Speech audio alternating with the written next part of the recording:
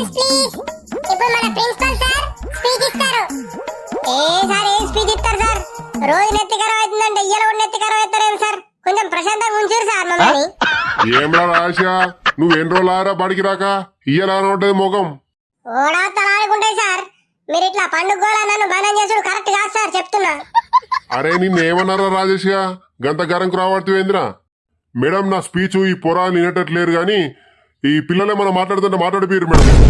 ఇప్పుడు మనందరి కోసం స్వీటీ ఒక పాట పాడుతుంది. రామ స్వీటీ. ఓ పరే ఎటు లేస్తావేందే కుస? పాటలు పాడదారు కానీ ఉరుకుతావేటో. అరే వేస్ట్ ఫెలో నీకేమైతుందిరా నేను పాడితే? నువ్వు ఎక్కతక్క మాట్లాడమంటే మూతి మీద అర్థనే పోరి చెప్తున్నా. నీ అవ ఆకలి అవుతున్నదే ఇక స్వీట్లు వస్తే జల్లి దీనిపోదామంటే నువ్వు అలా పోయి పాటలు పాడుకుంటే ఏడితే మేము చక్కెర వచ్చి పడిపోలే. రాజేషుడు పాటలు పాడొద్దంటుండు సార్, తిడుతుండు సార్ వాడు. అరే ఏమైందిరా రాజేష్ గా గాడ పొరాలను గట్లా ఇడుతున్నావు? నా స్పీచ్ వద్దన్నావు, సరే బంద్ చేసిన. ఈ పొరాలు పాటలు పాడుతున్నారు, ఆ పాటలు కూడా బంద్ చేపిస్తున్నావు ఏంద్రా? సార్ పొద్దున 6 గంటలకు వచ్చినాం సార్ జెండకి అందుకు. ఇప్పుడు 10 అవుతున్నా సార్.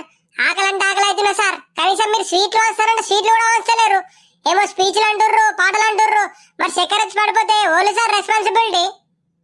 నీ బాధ నాకు అర్థమైందిరా రాజేష్ గా. మేడం ఈ పోరాళ్ళకి స్వీట్లు ఇచ్చి పంపిర్రి, ఈ స్పీచ్లు వద్దు ఏమొద్దు ఇక.